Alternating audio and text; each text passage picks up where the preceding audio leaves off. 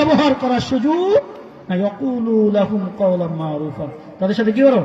সৎ আচরণ করো। আরো আয়াত আছে, সময় তোমার সামনে যাব না, এখানেই করো।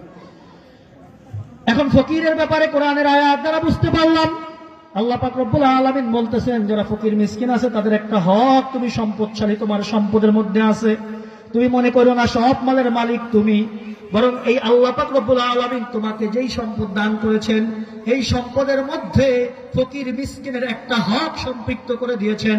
ওই হকটা আদায় করার দায়িত্ব তোমার আমার। ওই হক যদি তুমি আমি আদায় করতে পারি, আল্লাহ পাক রব্বুল আলামিন বলেছেন এটা তোমার আমার জন্য কল্যাণকর, আর এই হক যারা আদায় করবে তারাই হলো সফল কাম। এক হাদিসের মধ্যে আল্লাহ রাসূল সাল্লাল্লাহু আলাইহি ওয়াসাল্লাম বলেন, قال النبي صلى الله عليه وسلم, হযরত আবু হুরায়রা থেকে এই হাদিস বর্ণিত, عن ابي هريره رضي الله تعالى عنه قال قال رسول الله صلى الله عليه وسلم يدخل الفقراء الجنة قبل الأغنياء ب500 عام।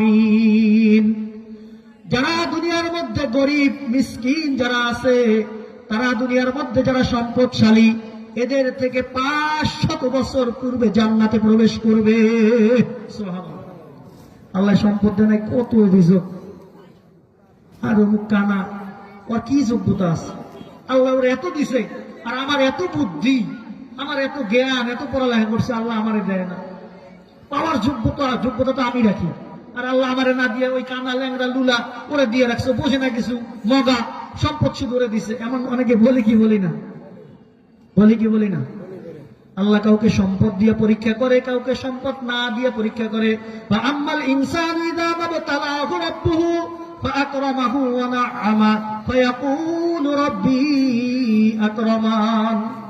আল্লাহ পাক রব্বুল আলামিন, কিছু মানুষ এমন রয়েছে, ফাআম্মাল ইনসানু ইযা মাবতালাহু রাব্বুহু, আল্লাহ তাকে পরীক্ষা করতে চান, ফাআকরামাহু, সমাজের মধ্যে তার সম্মান বাড়াইয়া দেন, ওয়া না'আমা, এবং সম্পদও বাড়াইয়া দেন, ফায়াকুলু রাব্বি আকরামান, সম্পদ বাড়াই দেওয়া তো সমস্যা না, কিন্তু ওই গাদ্দার বলে আসলে আমি যে সম্পদের অধিকারী হয়েছি, আমি যে সম্মান পাইছি, এটা আমার যোগ্যতা বলে। বলে না নাউজুবিল্লাহ। সম্পদ যোগ্যতা বলে পাইলে এলাকার মধ্যে মোটামুটি যারা পড়ালেখা করছে আর যারা করে নাই, এই মূর্খ যারা আছে, যাদেরকে আমরা পড়ালেখা যারা করে নাই, এগুলো সব তো না খাইয়ে মরার কথা। কি করে? যার গায়ে শক্তি বেশি, বেশি পয়সাওয়ালা সে হওয়ার কথা ছিল না? তো আল্লাহ পাক রব্বুল আলামিন কাউকে সম্পদ দিয়ে পরীক্ষা করেন, কিন্তু এই গাদ্দারে বলে আমি আমার যোগ্যতা বলে সম্পদ পাইছি। ওয়াম্মাল ইনসানু ইযা মাবতালাহু ফাকাদারা আলাইহি রিজকা, আবার কিছু মানুষ আছে তাদেরকে সম্পদ না দিয়ে আল্লাহ পরীক্ষা করে, তখন এই গাদ্দার বলে ফায়াকুলু রাব্বি আহানান, আরে আল্লাহকে রাসূল চোখে দেখে নাই, দেখছে শুধু আমার বিপদ যা আছে সব খালি আমারে দেয়।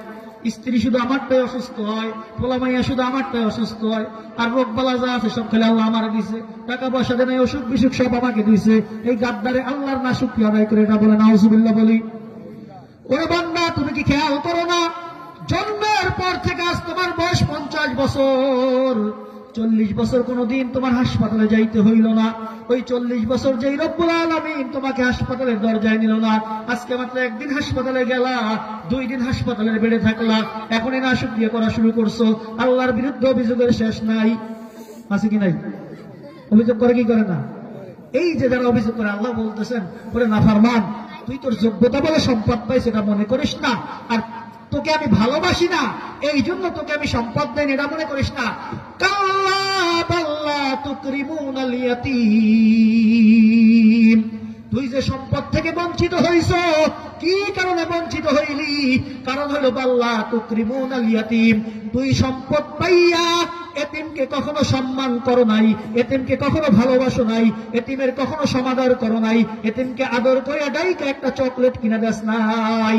ওয়ালা তাহাদ্দুনা আলা তুআমিল মিসকিন, সম্পদটা যখন পাইছিলি, পাওয়ার পরে কোনো গরিব মিসকিনকে খাওয়াও নাই, গরিব আত্মীয় যারা আছে তাদেরকে দরজা দিয়ে ঢুকতে দাও নাই, গরিব আত্মীয়কে আত্মীয় বলে মনে করো নাই।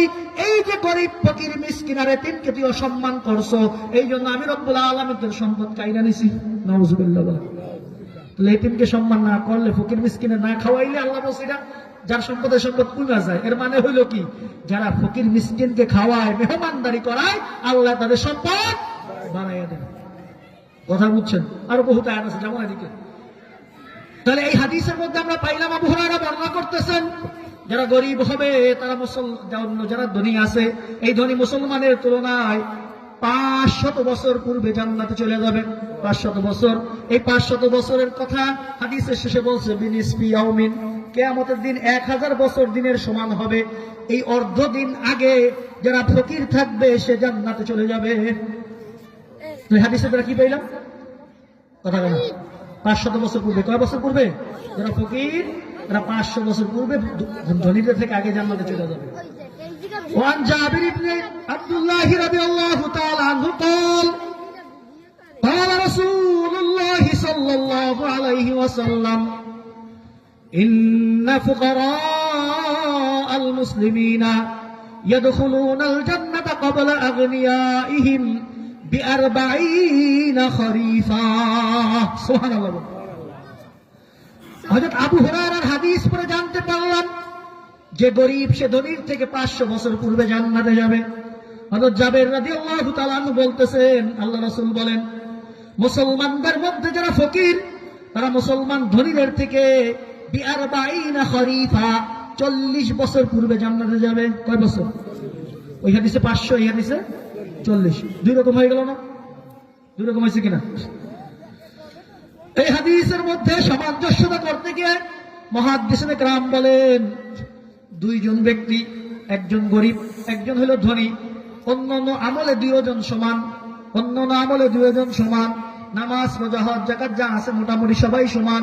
এখন জান্নাতে একসাথে যাওয়া দরকার, কিন্তু এই ধনী ব্যক্তির সম্পদ তার কাছে থাকার কারণে এই সম্পদের হিসাব দিতে দিতে আরো 40 বছর বেশি যাবে।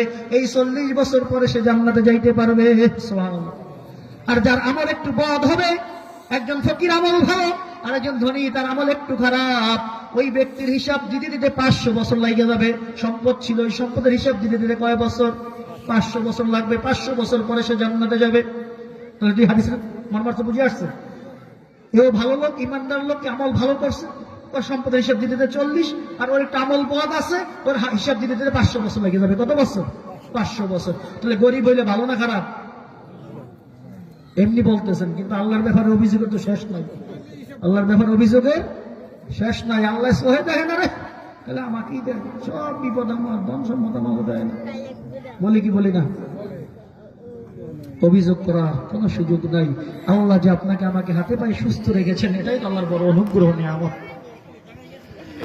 আরেকটা হাদিস শুনাই, হযরত আনাস ইবনে মালিক রাদিয়াল্লাহু তাআলা আনহু বর্ণনা করেন, وعن انس بن مالك رضي الله تعالى عنه قال كان النبي صلى الله عليه وسلم اللهم احيني مسكينا وامتني مسكينا واحشرني في زمرة المساكين يوم القيامة।